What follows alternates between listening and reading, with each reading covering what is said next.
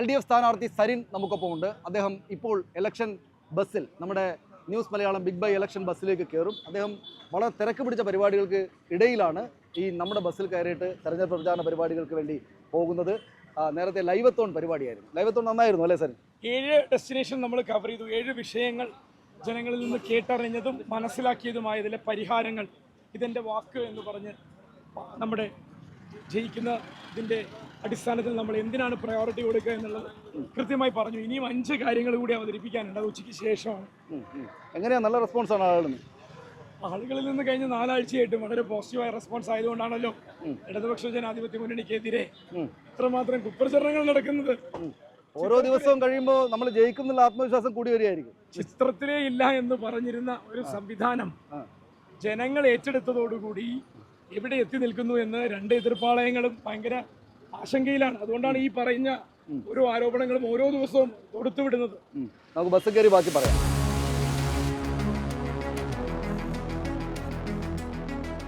സനോജിൻ്റെയും വസീഫിൻ്റെയും മറ്റു സഹാക്കളുടെയും കൂടെ ഇങ്ങനെ പോകുമ്പോൾ ഈ ഒരു മാസം മുമ്പ് വരെ അപ്പുറത്തായിരുന്നു, ഇവരെല്ലാം ശത്രുപക്ഷത്തായിരുന്നു. ഇപ്പോൾ വലിയ സിങ്കായോ നിങ്ങളൊക്കെ? അത് പക്ഷം ശത്രുവിൻ്റേത് എന്നല്ല, നമ്മൾ പറയുന്ന പക്ഷം 2 പക്ഷത്തിൽ നിന്നായിരുന്നു എന്നുള്ളത് മാത്രമാണ്.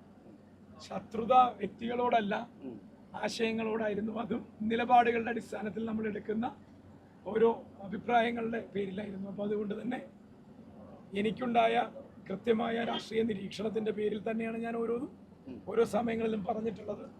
അപ്പോൾ അതുകൊണ്ട് തന്നെ ഇപ്പോഴത്തെ ഇതൊരു മാറ്റമല്ല, ഇതൊരു ഇവല്യൂഷനാണ്, പരിണാമമാണ് എന്നാണ് ഞാൻ വിളിക്കുന്നത്.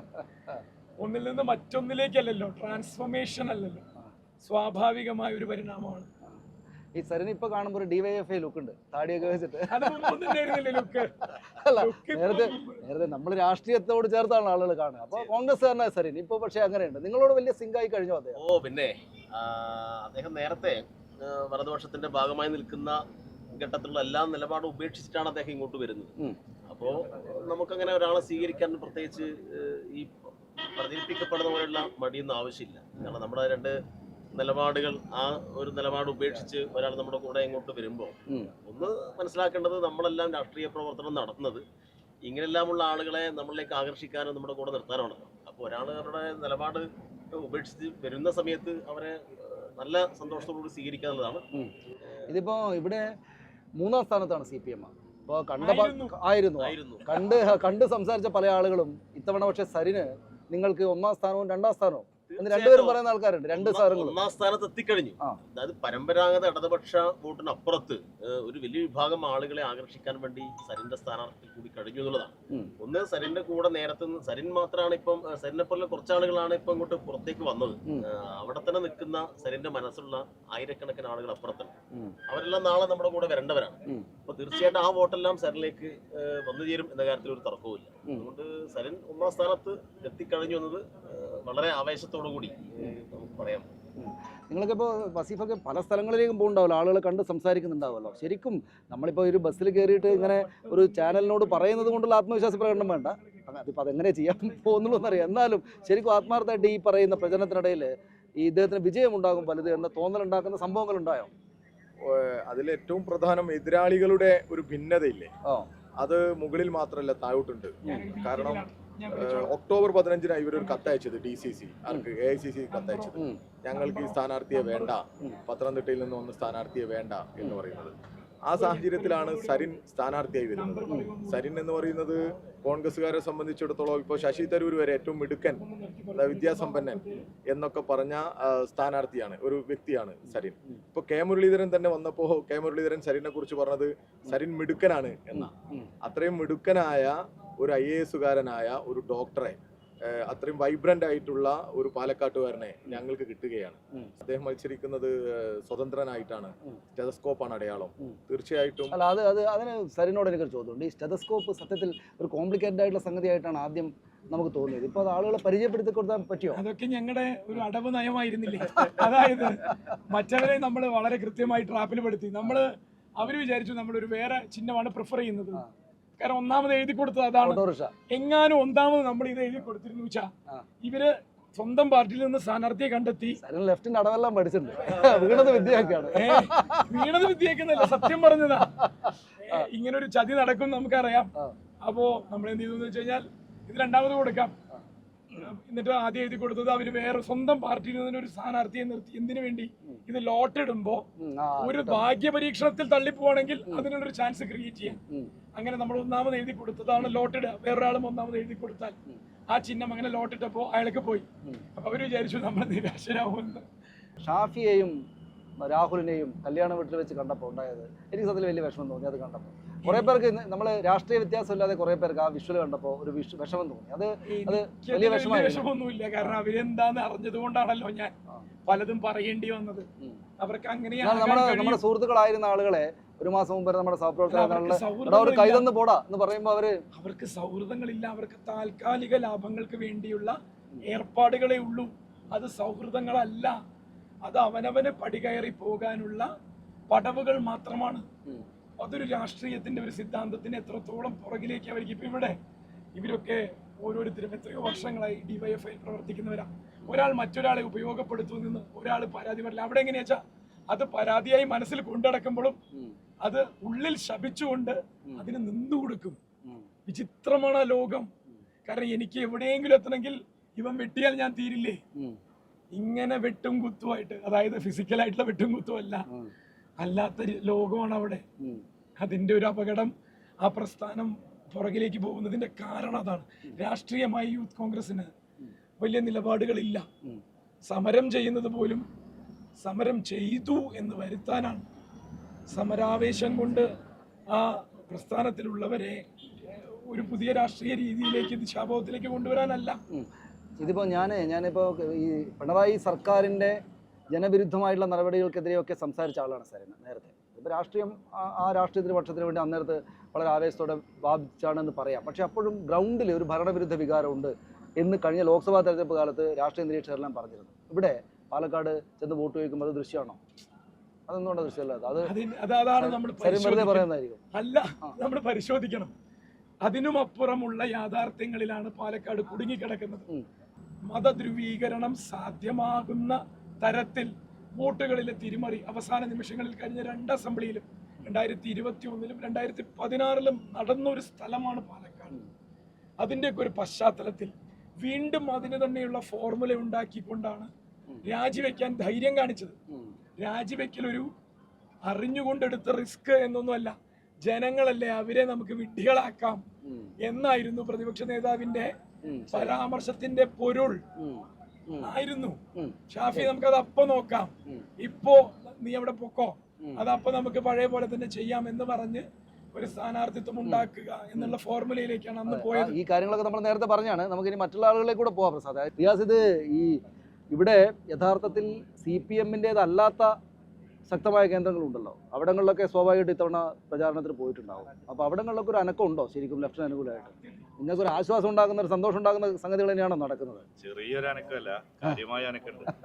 നാളിതുവരെ നമുക്ക് കയറി ചെല്ലാൻ പറ്റാത്ത പല സ്ഥലങ്ങളിൽ നിന്നും വിഭാഗങ്ങളിൽ നിന്നും വലിയ സ്വീകാര്യത ഡോക്ടർക്ക് അനുകൂലമായിട്ട് കിട്ടുന്നുണ്ട്. എല്ലാ വിഭാഗങ്ങളിൽ നിന്നുള്ള ഈ അഭൂതപൂർവമായ പിന്തുണ അത് നമുക്ക് വലിയ പ്രതീക്ഷയാണ് നൽകുന്നത്. നമ്മളൊരു എല്ലാറ്റിനും അപ്പുറത്തൊരു മുൻവിധി ഉണ്ടല്ലോ, രാഷ്ട്രീയത്തിൽ ഒരു മുൻവിധി ഉണ്ടല്ലോ. ആ മുൻവിധികളെ മുഴുവൻ തകിടം മറിച്ചുകൊണ്ടാണ് ജനങ്ങൾക്കിടയിലേക്ക് അദ്ദേഹത്തിന്റെ ചിഹ്നം പോലെ തന്നെ ജനങ്ങളുടെ മനസ്സിലേക്ക് കയറി ചെല്ലാനുള്ള ഒരുപക്ഷെ ഞങ്ങൾക്കൊന്നും ഇല്ലാത്ത എന്തോ ഒരു പ്രത്യേക സിദ്ധി അദ്ദേഹത്തിന് ഉണ്ട് എന്ന് തന്നെ ഞങ്ങളും അടിച്ചു കയറുകയാണ്. അവിടുന്ന് പഠിച്ചതാ, അവിടുന്ന് വന്നതാണ്. ഇവർക്കൊക്കെയുള്ള മസിൽ വിടുന്നില്ല അവിടുന്ന്, അതാ കയ്യിലുള്ളതാ. ഇപ്പം നമ്മള് സരിന്റെ ക്യാമ്പയിന് ഞാൻ 1-2 സ്ഥലങ്ങളിൽ പോയിരുന്നു. അപ്പൊ പോയ സമയത്ത് നമ്മളിങ്ങനെ മാറി നിന്ന് നിരീക്ഷിക്കുകയാണ്. സരിൻ ഈ ചിഹ്നം പരിചയപ്പെടുത്തുന്നത് ഭയങ്കര രസമായിട്ട് പരിചയപ്പെടുന്നുണ്ട്. സാധാരണ സരിൻ അത് ഇത്രയും രസമായിട്ട് നേരത്തെ ഇത് വല്ല ഡോക്ടറെ കഴുത്തിൽ ഞാൻ പറഞ്ഞില്ല, അതെന്നെ ഒരു അമ്മ പഠിപ്പിച്ചതാ ഇങ്ങോട്ട്. എന്റെ ആദ്യത്തെ അനുഭവമായിട്ട് ഒരു OP-യിൽ ഇരുന്നപ്പോ കാലുവേദനയായി വന്ന ഒരു അമ്മ, ഞാനിങ്ങനെ കാര്യങ്ങളുടെ ഹിസ്റ്ററി എടുക്കുക എന്നാണ് അതിന് പറയുക. അതൊക്കെ ചോദിച്ച് 1-2 ടെസ്റ്റുകൾ, പരിശോധനകൾ വേണം, ഈ 2 മരുന്നൊന്ന് കഴിച്ചു നോക്കണം, ഒരാഴ്ച കഴിഞ്ഞിട്ട് കുറവില്ലെങ്കിൽ വരണമെന്ന് പറഞ്ഞപ്പോ അമ്മ പോണില്ല. 65 വയസ്സുണ്ട് അവർക്ക്. അപ്പൊ എന്താ കാര്യം ഞാൻ ചോദിച്ചു, പറഞ്ഞു മോനെ ആ കഴുത്തിൽ തൂക്കിയ കോഴലൊന്ന് വെച്ച് കാലുവേദനയാണ് അമ്മയ്ക്ക്. അതെ അതൊരു വിശ്വാസ്യതയുടെ അപ്പൊ അന്ന് അതൊരു മനസ്സിലാക്കി ബലമാണ്. ഒരു കാരണവശാലും ജീവിതത്തിൽ ഇതിനെ സ്റ്റെതസ്കോപ്പ് എന്ന് വിളിക്കരുത്. സിമ്പിളായി ചിഹ്നത്തെ പരിചയപ്പെടുത്തുക എന്ന് പറയുന്നത്. അതെ, അപ്പൊ അതുകൊണ്ട് തന്നെ പിന്നത് ഒരർത്ഥത്തിൽ ആളുകൾക്കെല്ലാം ഫെമിലിയർ ആയുള്ള കാര്യമാണ്. ഒരിക്കലെങ്കിലും അതിന്റെ ഒരു അറ്റത്ത് അവർ ഇരുന്നിട്ടുണ്ട്. അതെ അതെ പിന്നെ ജയദേവനും റിയാസിനും കുറച്ചും കൂടി അറിയാനുണ്ട്. ഇപ്പം ജയദേവനെ മുഴുവൻ സമയം കാണുന്നുണ്ട്. ഇപ്പൊ ജയദേവന്റെ ഒരു തെരഞ്ഞെടുപ്പില് ഒരുപാട് കാലം തെരഞ്ഞെടുപ്പ് പ്രവർത്തിച്ചൊന്നും ഞാൻ പറയുന്നില്ല, ചെറുപ്പമാണല്ലോ. പക്ഷെ ഒരു എങ്ങനെയാണ് മനസ്സിലാവുന്നത്? അത്ര ചെറുപ്പമല്ലേ? അങ്ങനെ സംബന്ധിച്ചാൽ പറ്റില്ല. വലിയൊരു അനുഭവമാണ് ഈ ഉപതെരഞ്ഞെടുപ്പിന്റെ ഭാഗമായി സ്ഥാനാർത്ഥിന്റെ കൂടെ എല്ലാ സമയത്തും നിൽക്കുക എന്ന് പറയുന്നത്. പ്രത്യേകിച്ച് പാലക്കാട് തെരഞ്ഞെടുപ്പിൽ എല്ലാ മീഡിയ അറ്റൻഷനും എല്ലാവരും ശ്രദ്ധിക്കുന്ന ഒരു തെരഞ്ഞെടുപ്പ് കൂടിയാണ്. പക്ഷേ നമുക്ക് ഓരോ ദിവസം കഴിയുന്തോറും ഒരു അത്ഭുതപൂർവമായ മുന്നേറ്റം സരിന്റെ ഭാഗത്ത് ശരിക്കും ഫീൽ ചെയ്യുന്നുണ്ട്. അത് തീർച്ചയായും എനിക്ക് കൂടുതലായി അത് അറിയാൻ വേണ്ടി കഴിയുന്നുണ്ട് എന്നുള്ളതാണ്. ഓരോ സ്വീകരണ കേന്ദ്രങ്ങൾ കഴിയുമ്പോൾ അല്ലെങ്കിൽ ഓരോ ദിവസങ്ങൾ കഴിയുമ്പോൾ സരിന് ഉണ്ടാവുന്നതിനേക്കാളും വലിയ ആത്മവിശ്വാസം ഞങ്ങൾക്ക് ഉണ്ടാവുന്നു എന്നുള്ളതാണ്. കുറെ കോൺഗ്രസ്സുകാര് നേതാക്കള് ചെറിയ പ്രവർത്തകരൊക്കെ ഇങ്ങോട്ട് വന്നിട്ടുണ്ടല്ലോ. യഥാർത്ഥത്തിൽ സരിൻ വന്നത് കൊണ്ടുണ്ടായ റോളാണോ അത്? ചെറിയ പ്രവർത്തകരല്ല കേട്ടോ, വലിയ വലിയ. ഇന്നലെ ഇപ്പൊ മഹിളാ കോൺഗ്രസിന്റെ ജില്ലാ സെക്രട്ടറിയാണ് ഇന്നലെ വന്നത്. നേരത്തെ വന്ന ഷാനിബാര, നമുക്ക് തന്നെ ഓർമ്മയില്ലേ എത്ര ചർച്ചകളിൽ ഞങ്ങൾക്കൊക്കെ എതിരെ വന്ന് യൂത്ത് കോൺഗ്രസ്. ഷാനിബ് കോൺഗ്രസ് ആയിട്ടല്ല, ഉത്തരവാദിത്തമാണെന്നാണ് ഷാനിബ് പത്രങ്ങളോടെല്ലാം പറഞ്ഞത്. ഇത് ഞാൻ ചോദിക്കുന്നത് വസീഫ, ഇതിപ്പോ സരിൻ വന്നതിന്റെ ബാക്കിയായിട്ട് തന്നെ വരികയാണ്, സരിന്റെ ബാക്കിൽ തന്നെ പിന്നിൽ തന്നെ വരികയാണ് അല്ലേ? അങ്ങനെ തന്നെയാണ്. അല്ലാതെ അവരുടെ ഇവര് ആക്ഷേപം ഉന്നയിക്കുന്നത് സരിൻ ഒരു സീറ്റ് കിട്ടാത്തത് കൊണ്ട് വന്നു എന്നുള്ള രീതിയിലാണ് അവർ പ്രചരിപ്പിക്കാൻ ശ്രമിക്കുന്നത്. ഒരിക്കലും അങ്ങനെ അല്ല എന്നുള്ളതിന്റെ തെളിവാണ് ഷാനിബും അതുപോലെ തന്നെ ഇപ്പൊ ഇവിടെ ഷിഹാബ്, ഇപ്പൊ ഇന്നലെ വന്ന മഹിളാ കോൺഗ്രസിന്റെ സെക്രട്ടറി, അങ്ങനെ പഞ്ചായത്ത് അംഗം, ഇവരെ ഒന്നിച്ച് വരികയാണ്. അതായത് ഒരു ഉപജാപക സംഘത്തിന്റെ പിടിയിലാണ് ഇപ്പൊ ഇന്നത്തെ ഈ കോൺഗ്രസ് എന്നുള്ള, അതായത് വി ഡി സതീശനും ഷാഫിയൊക്കെ അടങ്ങുന്ന ഇവര് ഒരു ജീർണിച്ച രൂപമാണ് എന്ന് ഈ നാട്ടിൽ മറ്റ് കോൺഗ്രസ്സുകാർക്കും ഉറപ്പുണ്ട്, അവരുടെ മനസ്സിലതുണ്ട്.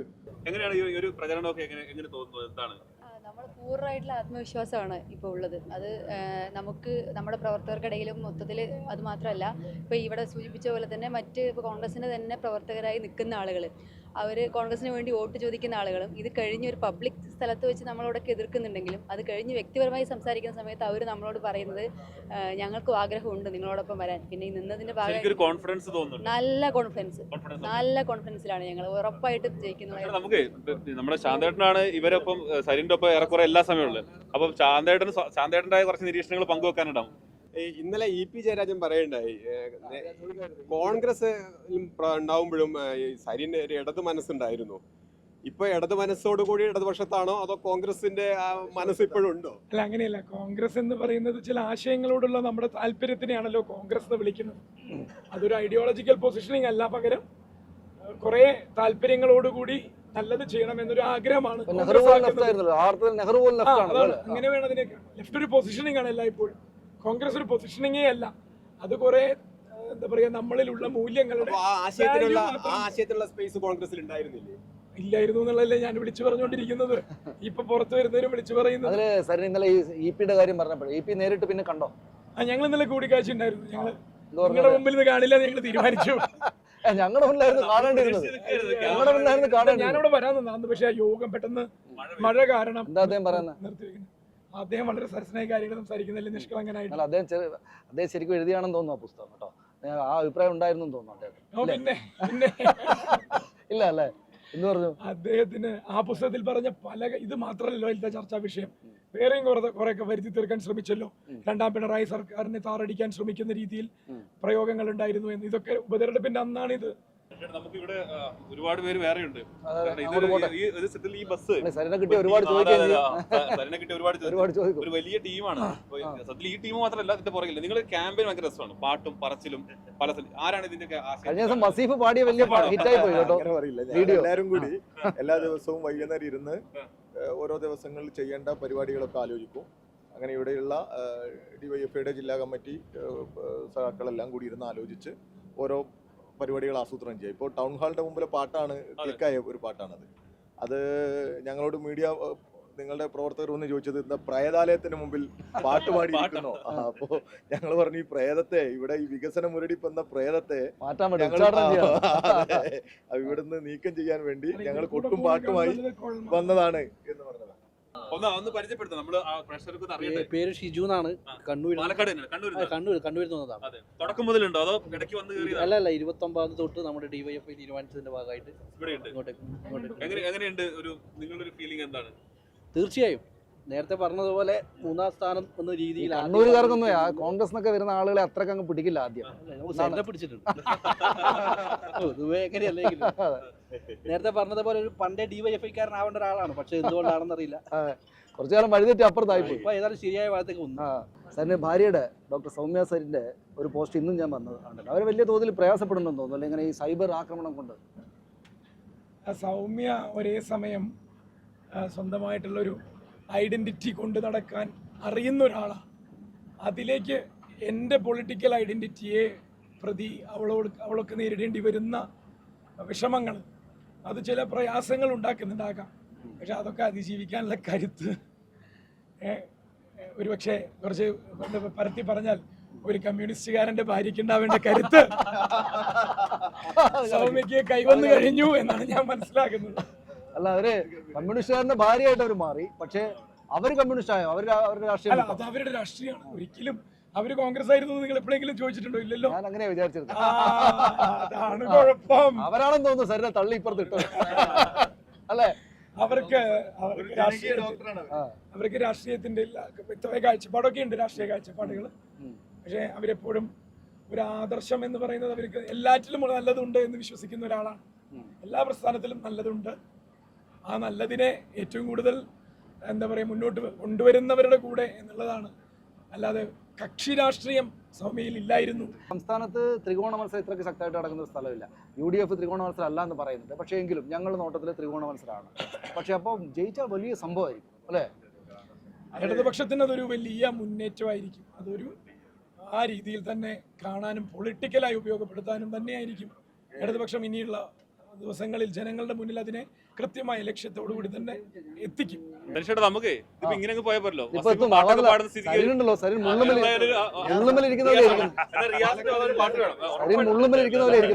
ഉടനെ ഓടണം. പാട്ട് വേണം, കവിത വേണം, പാട്ട് നമ്മുടെ മാസ്റ്റർ പീസിനെ മറ്റേ വലയിൽ വീണ കിളികളാണു നാ, ചിറകൊടിന്നൊരിണകളാണു നാ, വഴിവിളക്കു കണ്ണു ചിമ്മുമേ, വഴിയിലെന്തു നമ്മൾ പാടണം, ഈ വഴിയിലെന്തു നമ്മൾ പാടണം.